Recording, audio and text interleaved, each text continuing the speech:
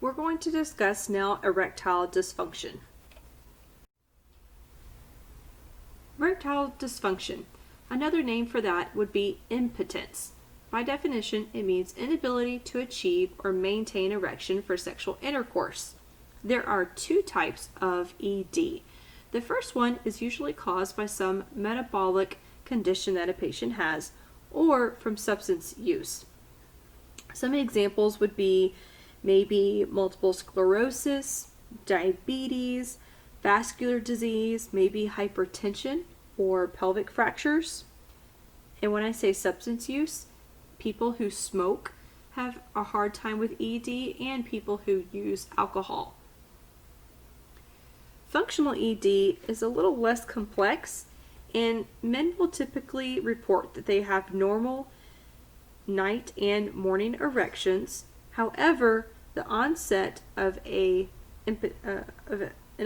episode of impotence is usually brought on by stress, and they are not able to maintain an erection. So, get a story of their history and the occurrence of the problems with ED. We can grab serum testosterone levels. And if we were to do a Doppler, we are assessing for the blood flow to the groin area. Let's read a question. The nurse will teach the patient with chronic bacterial prostatitis that A. PSA elevation indicates that he has concurrent prostate cancer. A. NSAIDs usually provide adequate pain control. C. Antibiotics should be taken for 7 to 10 days. Or D. Sexual intercourse and masturbation will relieve symptoms. Got your answer? Answer is D. If you remember those two blanks, if ejaculation helps drain the prostate and relieve the pain. PSA elevation may be due to prostatitis and does not indicate prostate cancer. Not in this situation. NSAIDs are prescribed but are often inadequate to control pain. Antibiotics should be continued for a long time. Do you remember how many weeks? Why don't you go back and check? For ED, we can work with a patient to manage their stress. However, if this isn't enough, or they have the organic type of ED, medications are a good option. The first line medications that we're going to use are phosphodiesterase 5 inhibitors, as you see right here. These relax the smooth muscle in the corpora cavernosa.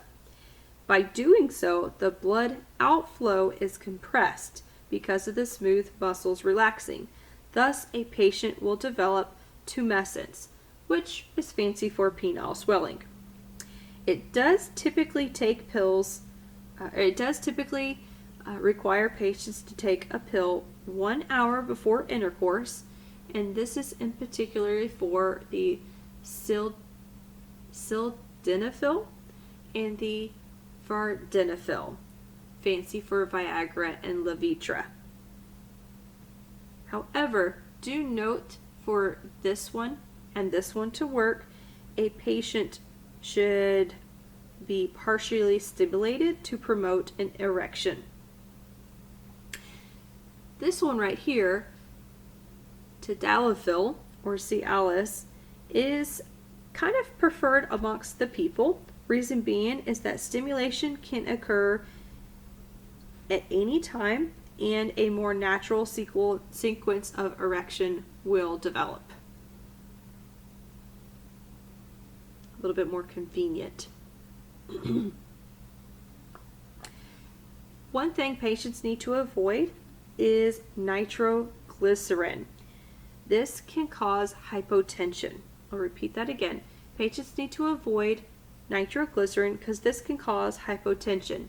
Some side effects of these medications are heartburn, headache, flushing, and stuffy nose. Heartburn, headache, flushing, stuffy nose. Another option that patients can do are injections into the corpora cavernosa. The bad thing about this is that it will lead to fibrosis, possibly bleeding, additional pain, of course infection. Patients may have vasovagal responses, which means they will pass out. Implants are a good option and are definitely important to do, or not important to do, but they are preferred when the other measures fail. The 3-piece system here is the most common device. The patient can have control over when they have an erection at any point in time. The downside to this is failure of the device when needed and infection.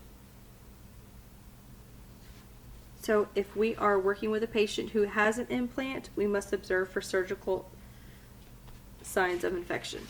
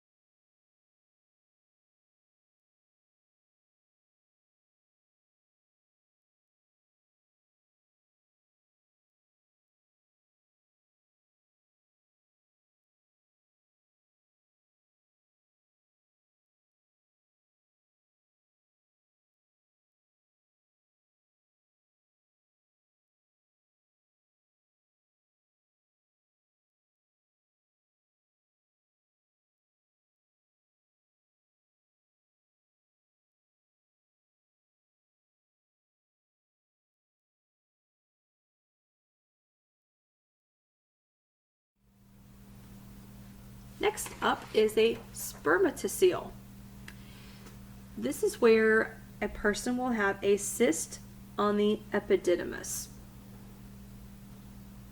They are not painful. They feel, as patients report, like a palpable pea, which I know looking at this does not look like much of a pea, more like a potato, but the reports are they are like a palpable pea.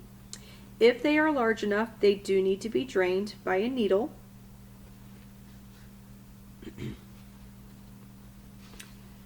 But typically they are small and asymptomatic, and there's no intervention.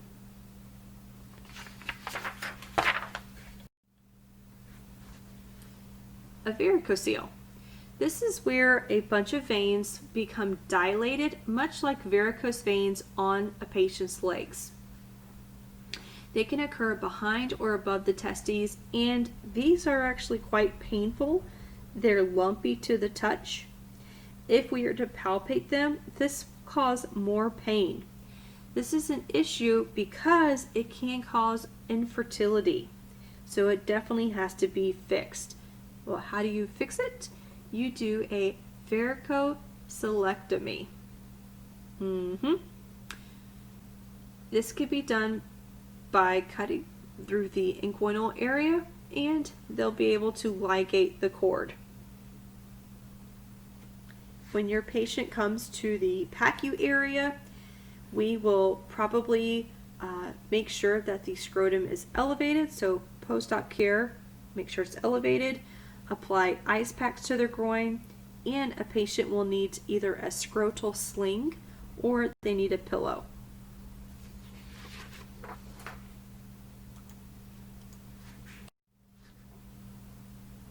This is all of the different testicular problems together. Torsion is considered a medical emergency. A patient will have swelling and pain and a blue discoloration. If a torsion develops, a patient needs to come in immediately for surgery. Androgens, male hormones. Androgens. One of the major male hormones is testosterone. This is a type of androgen. There are two or maybe a few more different reasons why a patient would need testosterone, but your prevalent reasons are hypogonadism, so you're not secreting enough testosterone, or a young child who's developing and going through puberty and they're not meeting their height or weight gaining measures, so we can give them testosterone then. It can be given IM, transdermal, and even PO.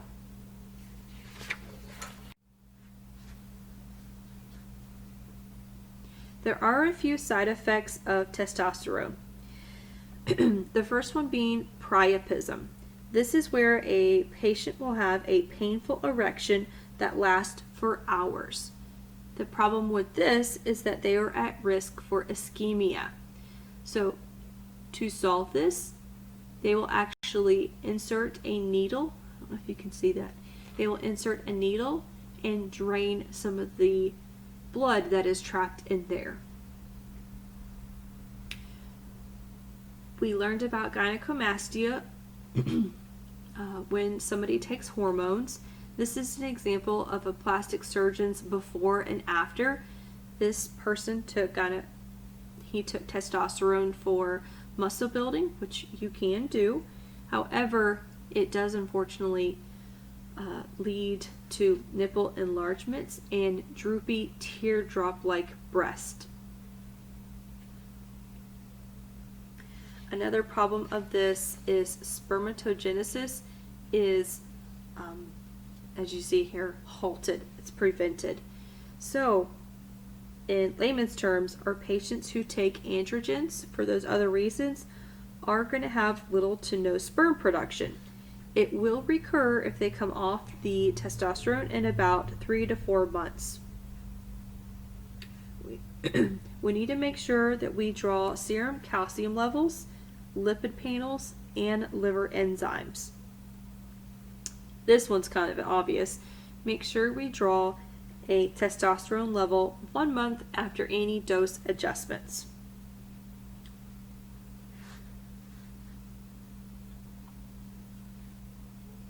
This could be a desired side effect, but viralization of patients is possible.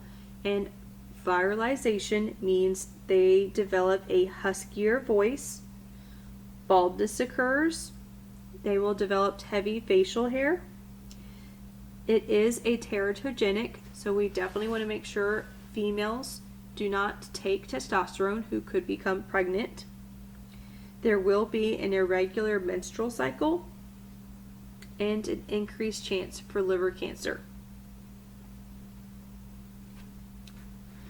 I think this is important to note that if we are caring for a special population of trans males, these are females who are transitioning to the male gender, they are at risk for all of these characteristics. I know the viralization is a desired effect, such as the husky voice, baldness, facial hair, maybe the irregular menstrual cycle, but do make sure that we begin monitoring for their calcium levels to go up. We're monitoring their lipid panels and to make sure that their liver is okay and they don't result to liver cancer.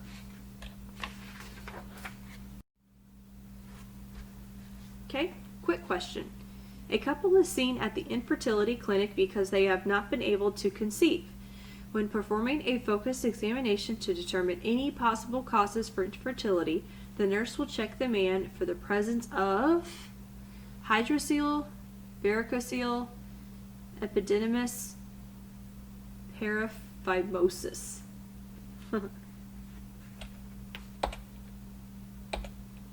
There's your answer, varicocele. This is the varicose veins on the testicle. You should look this up right here. Google that. Androgens. Well, excuse me, testosterone. Remember how it's going to be IM or even a dermal application? They have, I've seen commercials of this, it's called Axion, and it looks like deodorant, and male will just rub it on their underarms, and that's actually how they take their testosterone every day.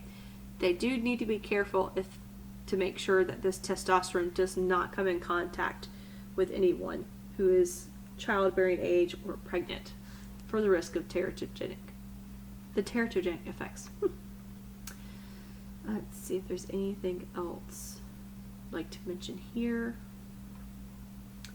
I have the bone for hypercalcemia that may occur, and that will lead to weaker bones, the liver cancer, and liver failure, so check liver enzymes. And then this one has to do with a hyperlipidemia that may ensue. Okay. Here we go. Here are your reasons why we should not give androgens.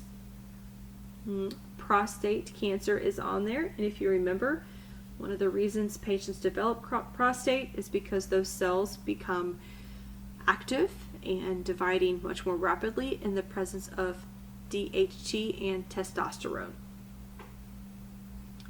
Because of the hyperlipidemia. Pituitary gland. Okay. Thank you very much for listening. I hope you have a wonderful day or afternoon. If you have any questions, feel free to send me an email, or you can use the discussion board or group me.